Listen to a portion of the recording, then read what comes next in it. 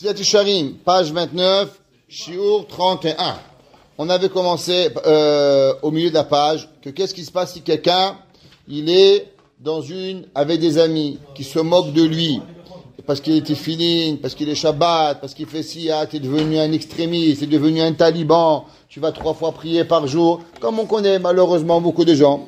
Il avait dit le Ramchal que la personne elle doit se moquer des gens qui se moquent. La meilleure défense c'est souvent l'attaque. Quand on t'attaque, attaque-toi le premier. Ok? C'est ça qu'il faut faire. Ok? Kol sheken, on avait. Alors sur ça, là, Pirkei Avot, elle écrit. Ok? 5e ligne dans le 2e paragraphe. Have'az kanamer. Chachamim, ils ont dit dans Pirkei Avot, Pereke, ouais, Have'az kanamer, que tu dois être fort comme un léopard. Ouais, c'est quoi, faut être fort comme un léopard. Le mot az, il vient du mot azout, être effronté. Le léopard, il a peur de rien. Normalement, les gens qui sont effrontés, c'est pas bien. Alors pourquoi la Mishnah dit Heve'az kanamer, ce qu'on appelle en lachon chassidique azout dikdusha, l'affronterie de la sainteté. Regardez par exemple les chassidim, ils marchent avec leur redingote, leur chapeau, ils ont peur de rien, ils sont à leur tzitzit, ils s'en foutent de tout le monde. La Mishnah dit la Torah par rapport à ça. T'as une kippa, tu l'enlèves pas. Tes tzitzit, tu enlèves pas. Heve'az kanamer, sois effronté comme un léopard. Pas avec les gens. Avec les gens, faut être poli. Mais quand il arrive à la Torah, il faut avoir l'effronterie. Azout dikdusha, de ne pas avoir. Il y avait un jour, un ami à moi, qui m'a raconté que son père est dans un avion. Et il avait fait, je sais plus où, en Europe. Et il était arrivé au moment de la tefila. Il a mis tefilin. Et il était dans l'avion. Et tout l'avion se sont moqués de lui. Toute l'avion. Ils étaient là, ouais, le youpin, le juif, et lui là, il mettait ses tefilin. Et mamash, il avait boucha vecherpa. L'avion, il a explosé en vol. Tout le monde, il est mort, à part lui. Seul survivant, il a survécu de l'accident d'avion. Et il a dit, je n'ai survécu que grâce à la boucha que j'avais et que j'ai pas arrêté j'ai pas enlevé mes téfilines et j'ai gardé. Dresse-toi. Il habitait Strasbourg, je me rappelle, et il a été le seul survivant de l'avion. Tous morts, à part lui. Heve'az kanemer, comment la Torah nous dit que l'homme, il doit avoir de l'effronterie quand il arrive au mitzvot. Par rapport à quoi? La sod retson avicha sheba shamay. Il s'appelait Monsieur El Grabli au passage. Il s'appelait Monsieur El Grabli. David Amar. David Amelech est écrit dans tes livres 119. Ve'aderaba be'edotecha neged melachim. Ve'adabera be'otecha neged melachim ve'lo evosh. Et je vais parler tes lois neged melachim contre les rois. Ve'lo evosh. Et je vais pas avoir honte. L'homme, il doit pas avoir honte de ce qu'il fait. Il y a, comment il s'appelle? En Amérique, il y a un grand speaker, c'est un avocat. Comment il s'appelle? J'ai oublié son nom. Il raconte qu'il y avait là-bas un jour un jeune homme. Il était passé à une entrevue pour Non, un grand avocat qui fait des speakers. Il fait des speeches dans toute l'Amérique. J'ai oublié son nom. Ça va revenir. Et il a reçu un interview pour dans un grand cabinet d'avocats. Et ils lui ont dit il devait rencontrer Monsieur Dupont et Monsieur Johnson. Ok? Et lui c'est un juif. Il avait une kippa. Alors il dit je mets la kippa, je mets pas la kippa, je mets la kippa, je mets pas la kippa. À la fin il dit premier entre vous, mais pas la kippa. Alors il prend la kippa, il l'enlève. Alors il rentre dans l'entrevue. Il dit voilà monsieur, qu'est-ce qu'il y a? Il dit voilà monsieur, vous savez nous ici on a un cabinet de firme d'avocats. Et on a énormément de cas que les gens viennent, il faut avoir une confidentialité extrême. Est-ce que vous êtes capable de ne pas vendre l'information? Il dit oui, il y a combien vous êtes prêt à vous vendre, monsieur? Il dit moi je suis prêt à me vendre rien du tout. Il dit regardez-moi monsieur, je m'appelle monsieur Jacobson et mon associé s'appelle monsieur Abrams. Nous sommes 2 juifs. Et la seule et unique raison pourquoi on voulait vous rencontrer, c'est parce que vous avez une kippa. Mais là on voit que même pas pour un travail, pour peut-être un travail, vous avez déjà vendu Ce qui est plus cher pour vous, votre Torah, on n'est pas intéressé à vous prendre comme dans la compagnie. Il dit, c'est un homme, pour peut-être un travail, il se vend. Qu'est-ce qui va arriver quand on va lui donner $1 million? Il va vendre l'information. Alors on n'est pas capable de le prendre. Il dit, non, mais pas de kippa. Mais si on avait mis une kippa, on l'aurait jamais enlevé pour un travail. Alors on veut pas vous prendre. L'homme, David Amelech, il dit, Adabera, Bedotecha, Neged Melachim. Je vais pas la Torah contre les rois, Velo et Vosh. Et je vais pas jamais avoir honte de ce qui va se passer. Est-ce que tu peux mettre une casquette Rabbeinu quand tu vas dans les plages, tu t'attaques pas à tout, tu comprends? Mais couvre la tête. She'af Alpi, regardez Bennett. Ouais. Bennett Cacahuète, il est parti en Allemagne, il a enlevé la kippa. Bien sûr. She'af Alpi, She'rov HaMelachim, Iskam Bediburam, Bedivre Gdolot Va'anaot. Malgré que les rois, ils parlent des choses importantes. Ve David, She'agam Ken Melech. David, il était aussi un roi. Lechaora, tielo lecherpa, im biyoto bechevratam, yehu medaber bedivre moussar. David Amelech, il aurait eu peur, il aurait dû citer Freud, il aurait dû citer Socrate, il aurait pu citer des grands penseurs. Mais David Amelech, il a dit, quand moi j'étais, qu'est-ce que je parlais? Edotecha. Je parlais de la Mishnah, je parlais de la Gemara, je parlais pas ni des choses vaines et des choses de penseurs autrement. Je parlais de Akadosh Baruch Hu. Ve Torah, tachat saperom, et la Torah, après c'est raconté, mina gedolot ou mita anugot bene adam kamohem. Ine lo haya chash les éclals. David Amelech, il s'inquiétait pas de tout ça. Velo haya libo nifte bahavalim. Et il ne se détournait en rien de ces bêtises. Après il avait compris la vérité. Il y avait un jour en Pologne, dans une petite ville en Pologne, il y avait un rav, il s'appelait Rav Levi Yitzhak Bender. C'était un enfant, il était Yeled Apele. C'était un enfant qui avait une très très très belle voix. Et dans sa ville, un enfant prodige. Et dans cette ville, un jour, le roi de Pologne, on parle de ça au milieu du 19e siècle, le roi de Pologne, il a voulu aller visiter ce village. Alors, ils sont partis voir, comme quoi il va visiter l'église et il va visiter la synagogue. Alors, ils ont demandé au Rav, que le Rav il doit faire un speech. Le Rav, il ne savait pas parler un mot de polonais, le Rav. Alors, ils lui ont dit, ok, on va t'écrire en yiddish le discours en polonais, et comme ça, tu vas le faire. Maintenant, bien sûr, les goïms, c'est très riche. Les juifs, très pauvres. En Pologne, les juifs n'étaient pas riches. En Hongrie, les juifs étaient riches. Mais en Pologne, les juifs étaient très, très, très, très, très, très pauvres. Alors, les juifs, ils ont fait comme ils pouvaient. Ils ont nettoyé la synagogue comme ils pouvaient. Ils ont amené les enfants chanter. Entre autres, ce petit Lévi Yitzhak qui était l'enfant prodige à chanter. Et ils ont fait rentrer le rabbin pour faire le discours de bienvenue à la synagogue. Alors, le rabbin, il a écrit le discours, en moitié cassé. Les gens, ils crevaient de honte. C'était pas un beau speaker, le rabbin. Le rabbin n'était pas un grand darshan, c'était pas Rabbin Sikruk qui chantait avec ses paroles et qui avait un lexique au plus grand que le dictionnaire. Alors, il était là et au milieu du discours, le rabbin, le nez il a coulé. Alors le rabbin, il a pris la veste, il s'est essuyé avec la manche le nez. Et là-bas, il y avait le président de la synagogue. Il dit, waouh, il va nous éclater, le roi. Et au bout d'un moment, le nez il coule, il prend un mouchoir, trac, il se mouche. Et devant le roi, qu'est-ce qu'il nous fait celui-là? Chouma, il faut... Le président, il a dit, celui-là, le rabbin, je le renvoie, je ne le laisse pas en vie. Donc, le roi, il a fini sa tournée des villes. À la fin, il a dit, le roi, une chose. J'ai rencontré des églises qui étaient PR, qui étaient très belles. J'ai rencontré des ponts, j'ai vu des musées. Mais j'étais à une place où j'ai vu le Hémet. Dans cette ville, j'ai vu le rabbin. C'était un homme Hémet. Ce rabbin, il n'a pas été un proche de moi. Il fallait se moucher, il s'est mouché le pif. Il n'y avait pas de problème.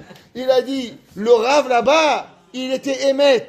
J'ai vu beaucoup de choses, mais on m'a tous menti. Mais le seul endroit où j'ai vu le Hémet, c'est chez ce rave-là, que le rave, il était Hémet. David Amelech, il dit le Ramchal, qu'il y a plein de gens, ils cherchent, mais ils ont déjà la vérité. Quand tu as déjà la vérité, alors automatiquement, on n'est pas en train de rechercher de nouveau la vérité. On dit en anglais, on n'apprend pas de nouveau à recréer la roue. Ouais, la roue elle a déjà été créée. Tu sais le Hémet, tu continues.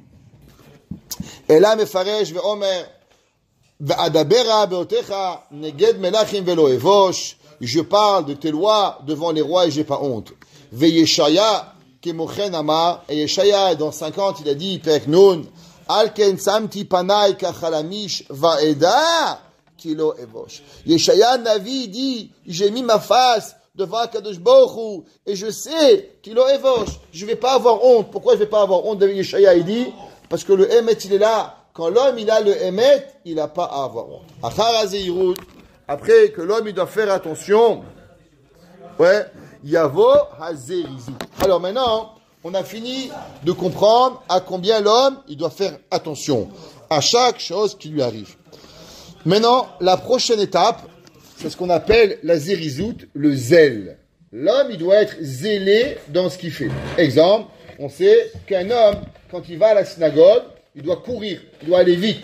Même Shabbat, qu'il est assourd de courir, mais juste devant la synagogue, il doit accélérer le pas, comme Moshe. Tous les matins, il arrive, les escaliers, tac, il monte vite. Pourquoi? Parce que il doit arriver vite pour la Beth Knesset, parce que ça c'est, on va voir que la Zerizut, elle amène la mitzvah de Ahavat Hashem. Elle va développer chez la personne l'amour. Les Kohanim, par exemple, une des grandes midotes qu'ils avaient, la Gemara a dit, Kohanim zerezinen. Les Kohanim, ils étaient des gens très zélés. Ils traînaient pas. Dès qu'il y avait quelque chose à faire, ils le faisaient. Il y avait 2 Kohanim qui n'avaient pas cette mida de Zerizut, et c'était Hofni et Pinchas, les enfants de Eli, pas Eli avec un Aleph, Eli avec un Aïn, qui était le dernier des Shoftim, et il va être maudit, Hachem va maudire que leurs descendants vont mourir très jeunes à cause qu'ils n'avaient pas cette mida de Zerizut, de faire attention, rapidité.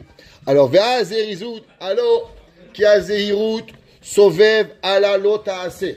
On a déjà appris souvent qu'il y a des mitzvot négatives et il y a des mitzvot positives. Il y a souvent des gens, ils vous disent, Monsieur le rabbin, je suis une bonne personne, je tue pas, je vole pas, ouais, je suis un bon juif dans le cœur, je suis un juif cardiaque. Ok, ça s'appelle. Mais c'est bien, tu fais pas. Mais qu'est-ce que tu fais? Qu'est-ce que tu fais? Alors, le Ramban, Nachmanide, il dit qu'il y a 2 mitzvot. Comme on sait, les mitzvot positives et les mitzvot négatives. La halakha, elle est que s'il y a au même moment 2 actions, une mitzvah assez de faire et une mitzvah l'autre assez de ne pas faire. Exemple, un homme, il a un habit en lin et il a des tzitzit en laine. Est-ce qu'il a le droit de mettre des tzitzit en laine dans un habit en lin? La laine et le lin, c'est quoi? L'ota'aseh, sha'atnez, interdiction. Mais de l'autre côté, il y a la mitzvah de quoi? De mettre des tzitzit. Qu'est-ce qui est plus important? Plus important la mitzvah l'ota'aseh, de ne pas faire, ou la mitzvah assez de faire? Mahaket Bet Shammai et Bet Hillel. Halakha Bet Hillel, il dit, assez, doché, l'ota'aseh. Quand les deux, ils arrivent en même temps, le assez, il est plus fort que le l'ota'aseh. Le Ramban, il dit, pourquoi le assez, il est plus fort que le l'ota'aseh? Il dit, parce que le l'ota'aseh, ça provient de quoi? Ça provient de la yir'a, ça provient de la crainte. À l'inverse, la assez, faire, ça provient de quoi? De la ahava. La ahava, elle est plus forte que la yir'a. C'est pour ça que Hillel, qui était grand Rahman, il dit assez, doché, l'ota'aseh. Le assez, il est plus fort que le l'ota'aseh. C'est pour ça. Faire attention, n'est pas de gava, ne vole pas, ne tue pas, respecte tout ce qui est dans l'abstention de faire. Ça provient de quoi? Des l'ota'aseh. De garder les négatifs. À l'inverse, quand il faut faire zariz, il faut faire les choses. Ça provient de quoi? Ça provient de la mitzvah assez, des mitzvot positives, qui est le shoresh, l'amour, vainu. Et tout ça, David Amelech, il écrit, Sour mera, va asetov. Enlève le mal et fais le bien. Et on va voir comment on enlève le mal et comment on fait le bien. Généralement, on dit, nettoie, sour mera, enlève le mal, et après, asetov. Et après, fais le bien. Oh, shalom aleichem. On va voir qu'il y a une autre façon de sourmera ve asetov, que à travers le bien, il y a le asetov. Ça veut dire, on va voir que il y a des personnes, par exemple, tu as un verre, tu as une bouteille, il y a du savon dedans, alors tu peux pas enlever le savon. Qu'est-ce que tu fais? Tu la mets couler le robinet, et en faisant couler l'eau, eh ben, le savon, doucement, il part, et il arrive. Donc, qu'est-ce qui se passe? Ça veut dire, en rajoutant le positif, tu vas enlever le négatif. Voilà, des gens, ils sont peut-être pas toujours honnêtes. Qu'est-ce qu'il dit le Rambam? Le Rambam, il dit, pour enlever le manque d'honnêteté, il faut donner la tzedaka. Plus tu vas donner la tzedaka, et plus la mitzvah de malhonnêteté, elle va quitter ton corps. Pourquoi? Parce que quand un il rentre, l'autre il sort, et ainsi de suite. À travers le Asetov, alors le Sourmera, Chazak, il va partir. Veinyano shel hazirizut mevoar. Et le principe d'être un homme zélé, shehu ha'agdama la mitzvot. Alors il dit, c'est déjà la préface des mitzvot. Un homme, il doit faire la mitzvah, c'est pas, encore une mitzvah, encore Shabbat, oh là là, encore on dépense d'argent, encore on dépense, ouais, non, l'homme il doit courir pour arriver. La Gemara, dans Perek HaManiach, elle dit, un homme Erev Shabbat, qui a cassé quelque chose en allant au magasin acheter des patates, il est patour. Pourquoi? Parce qu'il court pour Shabbat. Il court pour la mitzvah. Un homme, en sortant, il a cassé un pot de fleurs. Je cours pour aller au magasin, je passe par chez toi et j'ai cassé le pot de fleurs, je ne te paye pas. Pourquoi? Parce que je courais pour aller faire une mitzvah. Dans Masechet Shabbat, dans Masechet HaManiach, 3e Pérec. Pourquoi? Chez Rat Birshut. À cause qu'il court pour une raison. Il court, il est dans la rue, c'est michouné, c'est fou. Mais un homme qui court Erev Shabbat, c'est normal, il va courir. Il doit se préparer à Shabbat. Comme on voit, c'est marqué Zrizim Magdimim la mitzvot. La Mishnah a dit, comme dans Pesachim, que les gens, ils se zèlent pour pouvoir devancer la mitzvah. De quoi on apprend ça? On apprend de Avraham Avinu. Ouais, Avraham Avinu, c'est marqué dans la fin de la semaine dernière. Qu'est-ce qu'il a fait? Vayashkem Avraham Baboker. Non, pas cette semaine, pardon. Parce que Vayera, Avraham Avinu, quand Hachem il lui a dit d'aller faire la Akedat Yitzhak, il aurait pu aller et se réveiller à midi. Non. Vayashkem Avraham Baboker Vayahabosh Tatono. Avraham Avinu, il s'est levé tôt le matin, au lever du jour, et lui-même il a scellé l'âne pour pouvoir partir. La Gemara a dit pourquoi? Zrizim Magdimim la mitzvot. C'est pour ça que la Brit Mila, on la fait pas à midi, on la fait le matin. Pourquoi on fait le matin? Mitam, Zrizim. Tout de suite, on fait la mitzvah. Tu as une possibilité de faire, fais immédiatement la mitzvah et on va le faire. Vezé, kikemo shetzarir pikrut gadol. De la même façon qu'il y a besoin de beaucoup d'intelligence, ve'ashkafa rabba, et de penser, l'inatzel mimokshe ayetze, de tous les penchants du Yetzirah, ou les malet minara, et de se sauver du mal, shelo yishlot banu litare b'maaseinu. L'homme, il doit faire énormément à ce que le Yetzirah, il ne se mélange pas avec nous.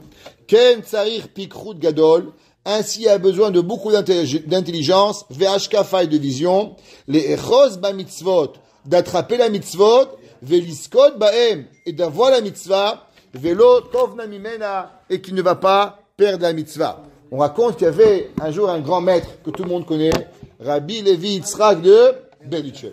Un homme qui est en Berdichev. Un homme qui est en problème, qu'est-ce qu'il dit?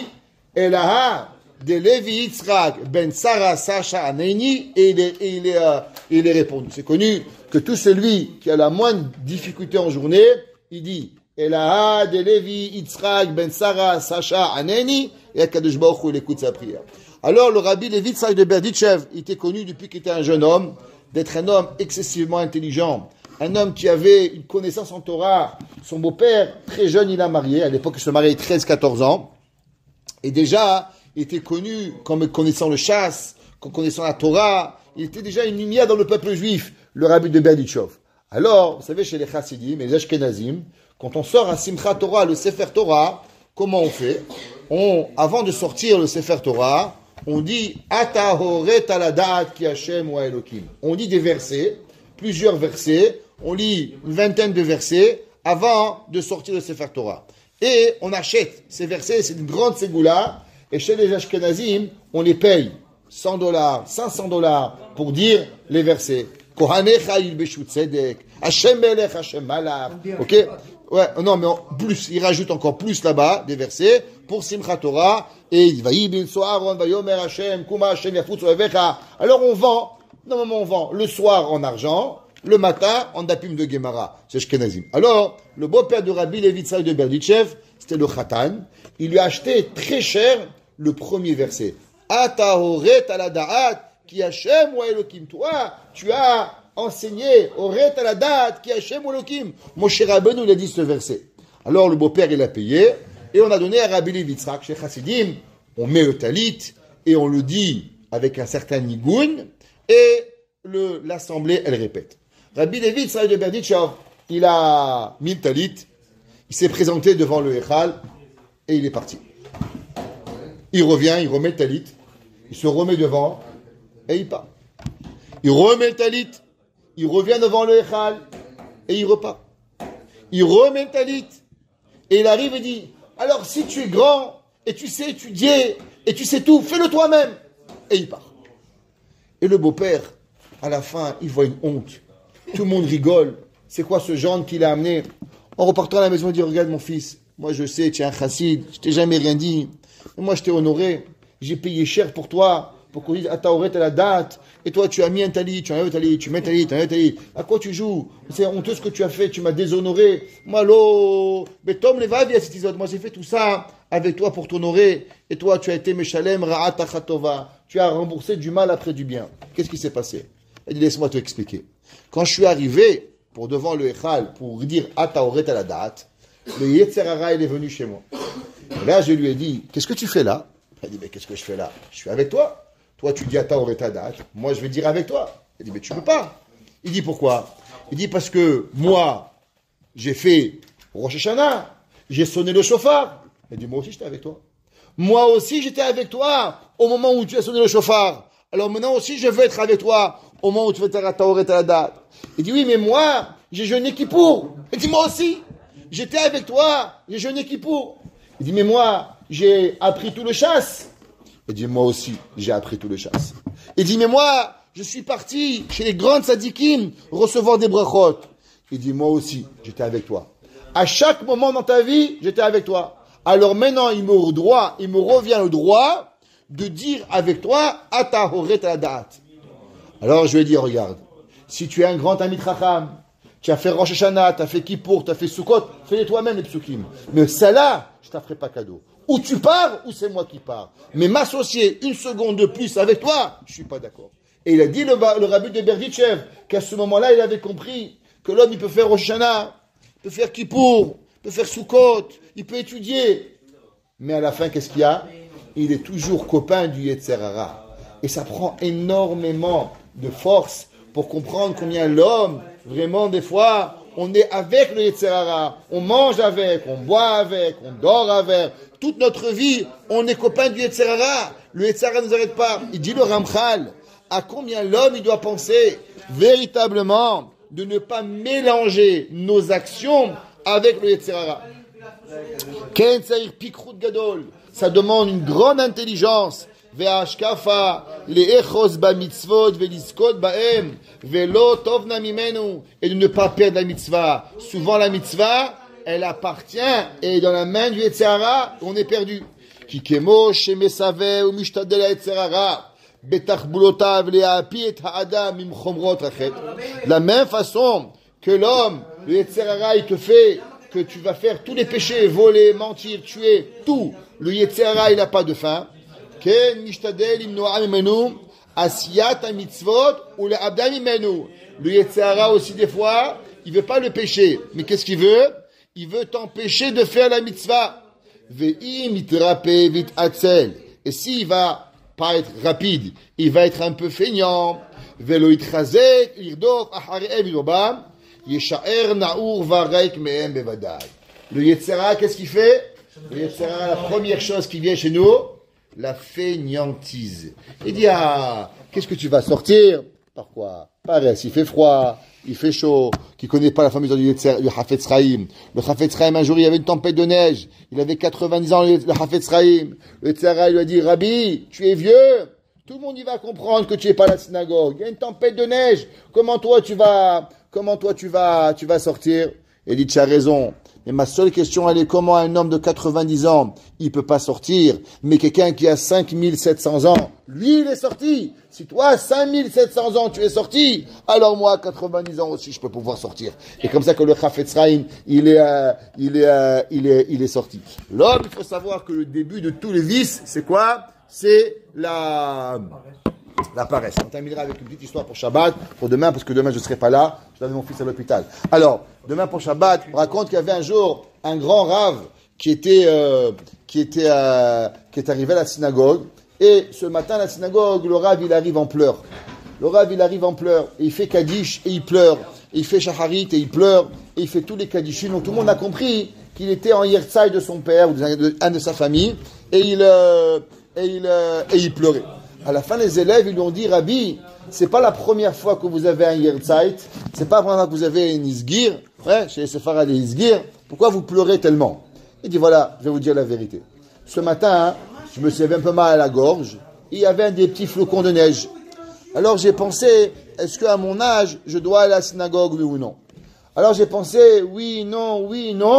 Après, j'ai dit, je vais venir. Et en venant, je me suis rappelé. Qu'est-ce que je me suis rappelé? Il dit, moi, mon père, il était vendeur de fours.